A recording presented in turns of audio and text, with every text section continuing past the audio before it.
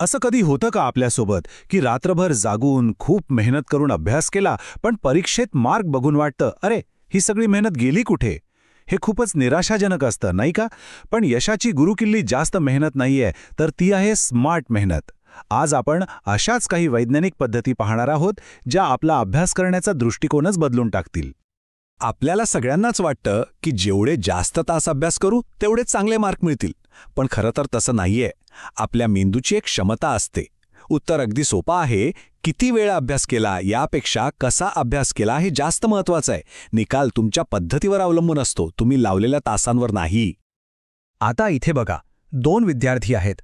दोघांनी अगदी सारखाच म्हणजे 6 तास अभ्यास करतात, पण विद्यार्थी ब चे गुण मात्र खूपच जास्त आहेत. असं का? कारण फरक त्यांच्या मेहनतीत नाही, तो आहे त्यांच्या पद्धतीत.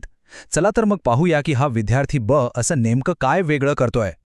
कुठल्याही मोठ्या कामाची सुरुवात योग्य तयारीने होते आणि अभ्यासही त्याला अपवाद नाही. या पहिल्या विभागात आपण आपलं अभ्यासाचं वातावरण असं कसं बनवायचं ते पाहूया, जे आपल्याला यशासाठी तयार करेल. विज्ञान आपल्याला सांगतं की आपला मेंदू हा एका स्प्रिंटरसारखा आहे, मॅरेथॉन धावपटूसारखा नाही. साधारण 30 मिनिटं एकाग्रतेने काम केल्यावर त्याची कार्यक्षमता नैसर्गिकरित्या कमी होते आणि इथेच पोमोडोरो तंत्र कामी येतं. हे आपल्या मेंदूला लहान पण पूर्ण फोकसने काम करायला मदत करतं, ज्यामुळे जास्त वेळ उच्च कार्यक्षमता टिकून राहते. या चक्रामागची खरी जादू आहे त्या 5 मिनिटांच्या ब्रेकची. तो छोटासा ब्रेक मेंदूला रिसेट करतो आणि त्याची कार्यक्षमता पुन्हा 100% आणतो. याचा अर्थ काय होतो की 6 तासांच्या अभ्यासात तब्बल 5.5 तास पूर्ण क्षमतेने काम होतं. हा फरक खूपच मोठा आहे. पण एक महत्त्वाची गोष्ट ती म्हणजे जर ब्रेकमध्ये मोबाईल हातात घेतला किंवा गेम खेळायला लागलात ना, तर तो 5 मिनिटांचा ब्रेक कधी 5 तासांचा होईल हे कळणार सुद्धा नाही. त्यामुळे ब्रेकमध्ये फक्त फिरा किंवा थोडा चाला, ज्यामुळे मन एकदम ताजतवानं होईल.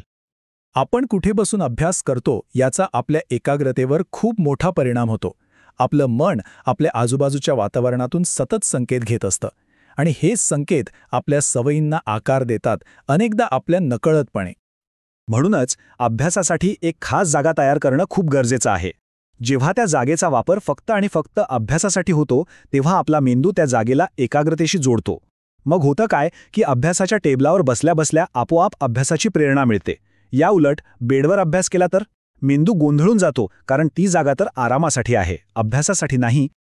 बरं, आता आपलं अभ्यासाचं वातावरण तर तयार झालं, पण खरा प्रश्न पुढे आहे, त्या वातावरणात आपण शिकायचं कसं?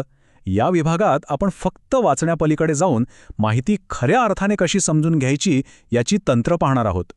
कोणतीही माहिती लक्षात ठेवताना तथ्य आणि संकल्पना यातला फरक समजून घेणं खूप महत्त्वाचं आहे. तथ्य म्हणजे एक सुटी माहिती, पण संकल्पना म्हणजे त्या सगळ्या तथ्यांना एकत्र बांधणारी एक गोष्ट, एक कथा. जेव्हा आपल्याला संकल्पना समजते तेव्हा तथ्य आपोआप लक्षात राहतात, कारण ती त्या मोठ्या कथेचा भाग बनतात.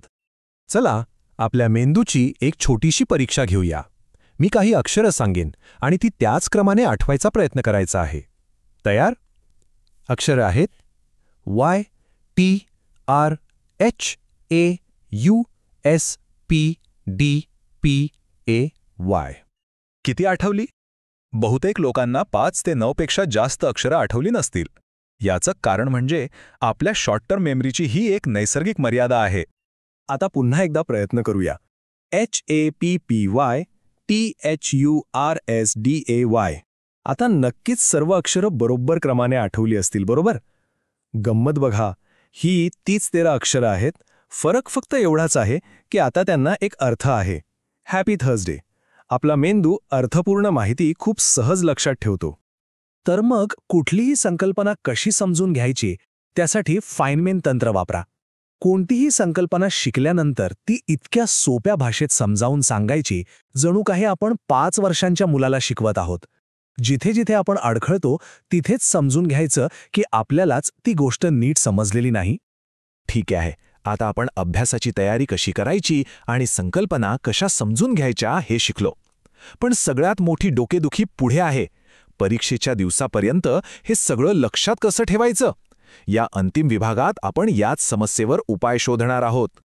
अनेकदा आपल्याला वाटतं की आपल्याला एखादी गोष्ट आठवतेय, पण प्रत्यक्षात आपण ती फक्त ओळखत असतो. नोट्स वाचताना अरे वा हे तर मला येतंय असं वाटणं म्हणजे ओळख. पण पुस्तक बंद केल्यावर काहीच आठवत नाही. खऱ्या अर्थाने शिकणं म्हणजे नोट्सशिवाय आठवणं.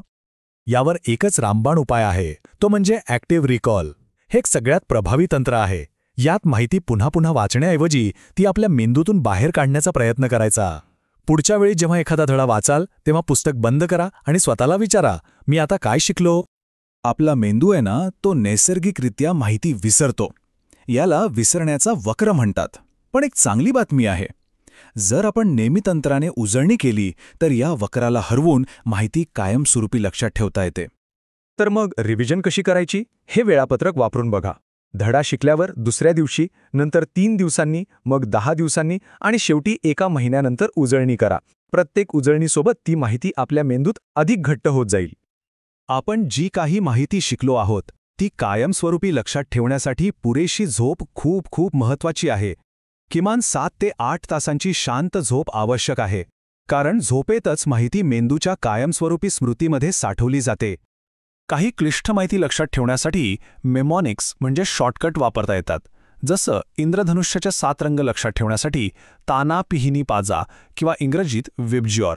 यामुळे गोष्टी खूप सहज लक्षात राहतात. तर आपण खूप काही शिकलो. चला तर आता ह्या सगळ्या माहितीला एकत्र जोडून एक सोपा, स्मार्ट स्टडी ब्लूप्रिंट तयार करूया. थोडक्यात सांगायचं झालं तर स्मार्ट अभ्यासाचे 3 मुख्य स्तंभ आहेत. पहिला, तयारी करा, म्हणजे योग्य वेळ, जागा आणि ऊर्जेची व्यवस्था करा. दुसरा, शिका, म्हणजे तथ्याऐवजी संकल्पना समजून घ्या. आणि तिसरा, टिकवून ठेवा, म्हणजे ॲक्टिव्ह रिकॉल आणि ठराविक अंतराने उजळणी करून ज्ञान कायमचे लक्षात ठेवा. आता फक्त एक क्षण विचार करा. आज आपण ज्या पद्धती पाहिल्या त्यापैकी अशी कोणती एक छोटीशी गोष्ट आहे जी उद्यापासून आपल्या अभ्यासात बदल घडवू शकते? कोणताही बदल लहान असला तरी चालेल, पण त्याची सुरुवात होणं महत्त्वाचं आहे. तो एक बदल कोणता असेल?